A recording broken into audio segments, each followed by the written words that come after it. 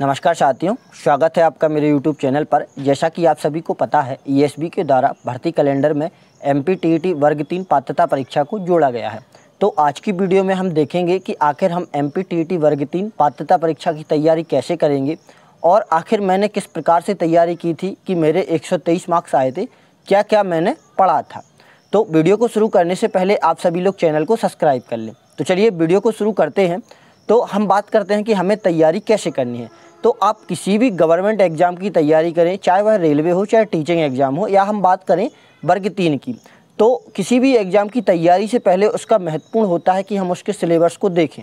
सबसे पहले हमें वर्ग 3 की तैयारी से पहले उसके सिलेबस को देखना है, पॉइंट वाइज पॉइंट चीज़ों को नोटिस करना है कि भाई कहाँ कहाँ से प्रश्न बनते हैं और किस हद तक प्रश्न बन सकते हैं। तो इसके पहले मैंने जो वीडियो डाली है उसमें मैंने सिलेबस के बारे में बताया था कि वर्ग 3 का सिलेबस क्या रहेगा। तो सबसे पहले तो आप सिलेबस का गहन अध्ययन करें, सारी चीज़ों को देखें। अब क्या होता है, वर्ग 3 का पेपर में 5 सब्जेक्ट पूछे जाते हैं और प्रत्येक सब्जेक्ट 30-30 नंबर का पूछा जाता है। उन 30 नंबरों में से भी 15-15 नंबर में 2 चीज़ें डिवाइड रहती हैं। 15 नंबर का उनमें सब्जेक्ट पूछा जाता है और बाकी के 15 नंबर का उनमें पेडागोजी को पूछा जाता है। तो हमारे 5 सब्जेक्ट कौन से रहते हैं, जिनमें रहता है सबसे पहले बाल विकास, गणित, पर्यावरण और 2 भाषाएं, जिसमें प्रथम भाषा और द्वितीय भाषाएं रहती हैं। मेरी प्रथम भाषा में हिंदी थी और द्वितीय भाषा में मैंने संस्कृत को चयन किया हुआ था। तो हम सबसे पहले बात करते हैं बाल विकास की। तो बाल विकास के लिए मैंने क्या किया था, सबसे पहले तो एक आनंद पब्लिकेशन की बुक आती है। इस प्रकार से एक बुक थी आनंद पब्लिकेशन की, इसके आगे का पेज गुम गया है तो मिला नहीं है। तो मैंने इससे अध्ययन किया था। ये वर्ग 3 के सिलेबस के अनुसार काफ़ी हद तक फिट थी। फिर उसके बाद मैंने 1.5 से 2 महीने के लिए एक कोचिंग भी ज्वाइन की थी। उसके भी मेरे पास नोट्स थे, ये आप देख सकते हैं, ये मेरे कोचिंग के नोट्स थे।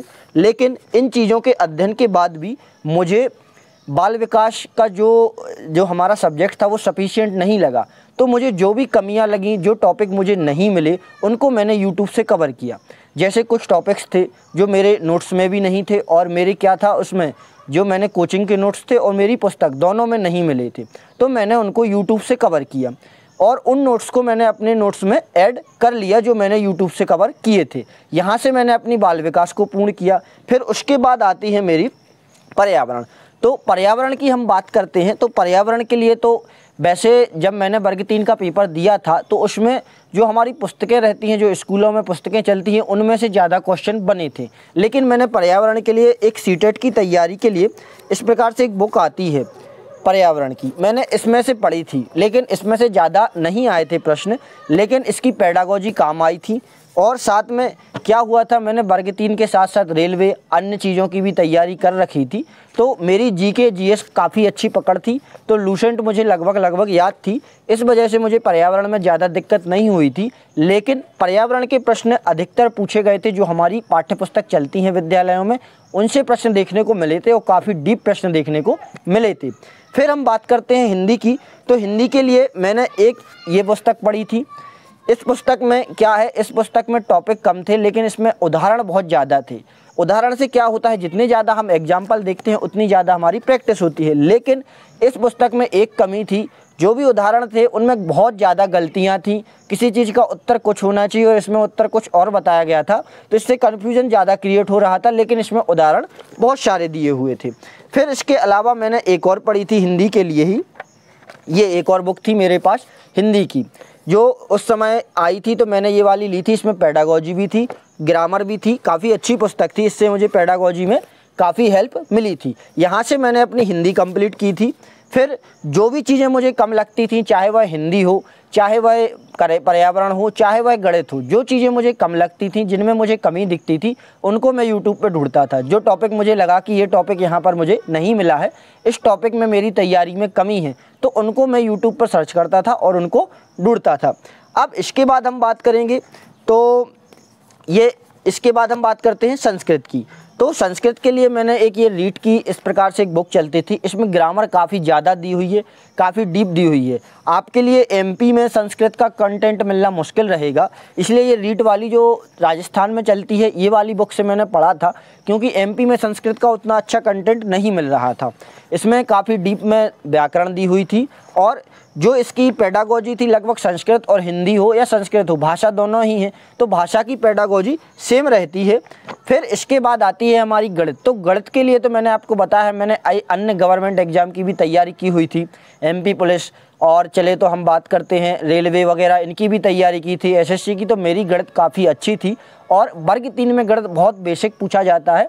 आप एक बार टॉपिक को देख लें कि आपके सिलेबस में कौन कौन से टॉपिक हैं, आप उनको एक बार भी देख लोगे तो आपकी गणित बहुत अच्छे से बन जाएगी, क्योंकि बहुत बेसिक ही पूछा जाता है। और फिर आती है गणित की पेडागोजी, जिसको मैंने यूट्यूब से कवर किया हुआ था। अब ये तो बात हो गई हमें कि क्या पढ़ना है और कहाँ से पढ़ना है।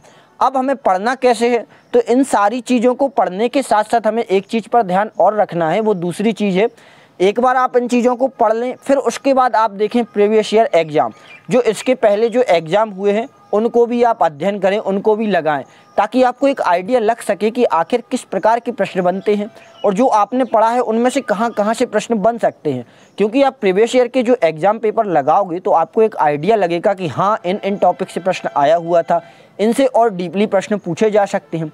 फिर जब आपके प्रीवियस ईयर एग्ज़ाम पूरे हो जाएं, फिर उसके बाद आप डेली क्या करें, वो लगाएं, प्रैक्टिस सेट लगाएं। प्रैक्टिस सेट से भी आपको क्या हो जाएगा, एक आइडिया बनता है कि हाँ, मेरी तैयारी कैसी चल रही है, क्या कमियां रह गई हैं, किन किन टॉपिक पे मुझे काम करने की आवश्यकता है। ये सारी चीज़ों की हमें जानकारी मिलती रहती है। डेली प्रैक्टिस सेट लगाते जाएं, और जो टॉपिक आपको लगे कि हाँ, इस टॉपिक का मुझसे प्रश्न नहीं बना है या ये टॉपिक मैंने अभी पढ़ा नहीं हुआ है, तो उस टॉपिक को आप सर्च करें तुरंत। उसको सर्च करने के बाद आप उस टॉपिक को देखें, उससे किस प्रकार के प्रश्न बन सकते हैं, इन सारी चीज़ों को आप अपने नोट्स में ऐड कर लें। इस प्रकार से क्या होगा कि आप धीरे धीरे करके सारे टॉपिक्स को कवर कर लोगे जो आपके छूटे हुए हैं। यदि आप सोचोगे कि आप एक बार में पूरा सिलेबस हल कर लो, फिर उसके बाद आप सीधा एग्ज़ाम देने चले जाओ, तो ऐसा मुश्किल है। पहले आप सिलेबस को पढ़ो जितना आपके पास चीज़ें उपलब्ध हैं, फिर उनके बाद आप प्रीवियस ईयर एग्ज़ाम लगाओ, फिर उसके बाद आप प्रैक्टिस सेट को लगाओ। इससे क्या होगा, जैसे आप प्रैक्टिस सेट लगाओगे तो आप में जो जो कमियां होगी, जो जो टॉपिक आपने नहीं पढ़े होंगे, उनसे संबंधित आपके सामने प्रश्न आएंगे। वो प्रश्न आप देखोगे तो आपको पता लगेगा कि हाँ, अभी मुझे इनकी भी तैयारी करनी है। तो फिर आप क्या करोगे, उनको सर्च करना, यूट्यूब पे सर्च करना, नेट पर सर्च करना, जहाँ से आपको कंटेंट मिले वहाँ से उनको इकट्ठा करना और उनको अध्ययन करना और उनको अपने एक नोट्स में ऐड कर लेना। इस प्रकार से आप सारे टॉपिक्स को कवर कर लोगे, फिर हो जाएगा, आपकी अच्छी तैयारी हो जाएगी। फिर धीरे धीरे क्या करना है, आपको ये रेगुलर में लगाना है। जो आपके जो प्रैक्टिस सेट रहेंगे वो आपको रेगुलर में लगाते जाना है। इस प्रकार से आपकी तैयारी काफ़ी अच्छी हो जाएगी। इसी प्रकार से मैंने भी तैयारी की थी कि मैं क्या करता था, डेली एक प्रैक्टिस सेट लगाता था, साथ में जो टॉपिक मुझ पे नहीं बनते थे उनको मैं पुनः देख लेता था, और जो टॉपिक मेरे क्लियर थे तो उनको मुझे कोई दिक्कत नहीं रहती थी। ऐसे करते करते मेरे सारे टॉपिक जो हो गए थे, बढ़िया हो गए थे, एकदम परफेक्ट हो गए थे। आशा करता हूँ आपको वीडियो पसंद आई होगी और जानकारी काफ़ी अच्छी लगी होगी। जानकारी अच्छी लगी हो तो वीडियो को लाइक करना, चैनल को सब्सक्राइब कर लेना और अपने दोस्तों के साथ शेयर करना। मिलते हैं अगली वीडियो में अगली अपडेट के साथ। धन्यवाद।